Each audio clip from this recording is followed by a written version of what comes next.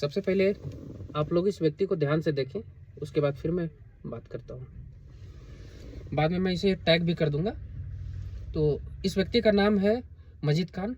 ये Lohardaga Powerganj star colony का निवासी है। मैं आर्म फोर्स से हूँ।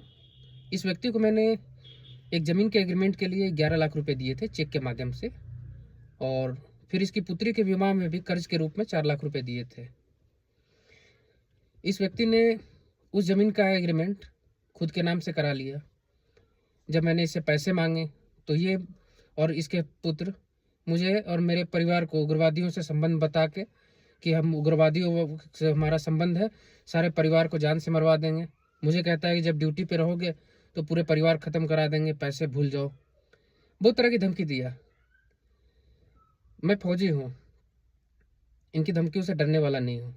मैं इनके 10-20 को आसानी से निपटा सकता हूँ, बट मैं विधि व्यवस्था, कानून और संविधान का सम्मान करने वाला हूँ।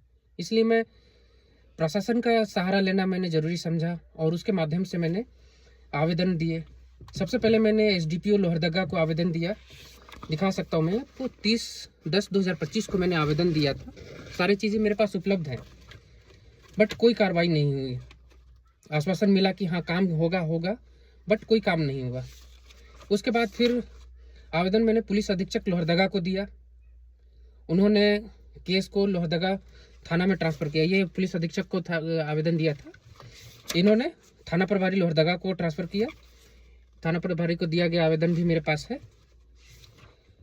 बात यहाँ भी मेरी नहीं बनी। यहाँ भी पैसे वैसे लेके मामला को रफा दफा कर दिया गया, जबकि मेरे पास सारे सबूत हैं। मैंने जो भी पेमेंट इसको किया था चेक के माध्यम से किया था। जब ये आदमी उग्रवादियों का खौफ दिखाकर मुझे डराने में नाकाम रहा, तब इसने मेरे एक ज़मीन का जाली कागज़ बनाया, जिस पे मेरे पिताजी के हस्ताक्षर को कट करके उसके ऊपर चिपका के, और कोई भी आसानी से, जो बच्चा भी हो, थोड़ा बहुत भी पढ़ा हो, तो आसानी से पकड़ सकता है कि ये दस्तावेज जाली है। इसको दिखा के वो पैसे को हड़पने का प्रयास कर रहा है। मैं पुलिस प्रशासन का सहारा लिया, थक गया हूँ मैं सारे सबूत के साथ देने के बाद भी।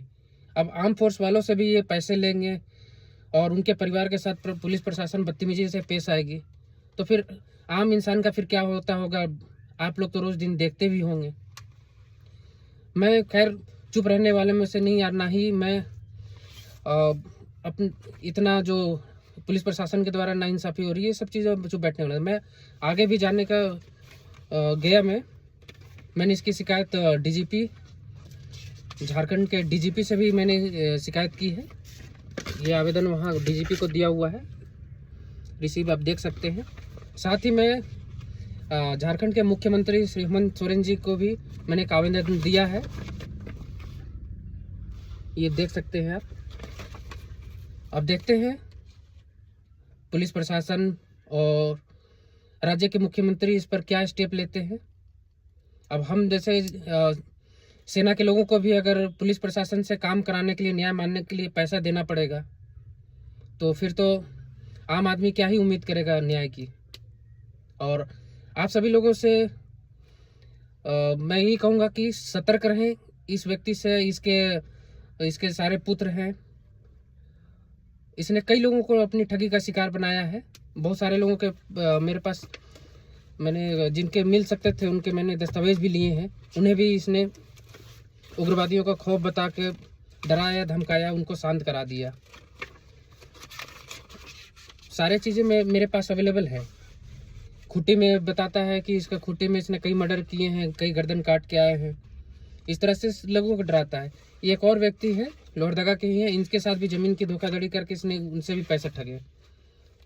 तो पुलिस प्रशासन इस पर कार्रवाई करेगी नहीं करेगी मुझे पता नहीं, लेकिन आप लोग इस व्यक्ति से सतर्क रहें। आप लोग इसकी ठगी का शिकार ना बने, सतर्क रहें, इसके पुत्रों से भी बच के रहें। ये आप देख सकते हैं, मेरे पास सारा प्रूफ है। चेक से पेमेंट किया, चेक मेरे पास है। साथ ही ये पैसों के साथ इसके घर में ही मैंने फ़ोटो लिया था इसका, सारी चीज़ मेरे पास है। लेकिन ये आदमी उग्रवादियों का खौफ दिखा रहा है, नहीं सका तो फिर जाली दस्तावेज बना के। तो कानून विधि व्यवस्था को इस जैसे लोग मजाक समझते होंगे, और हम लोग जो सम्मान करने वाले हैं, हम लोग बस भुक्तभोगी हैं। सम्मान करने की वजह से हम लोग, काम हमारा कुछ होने का नहीं है।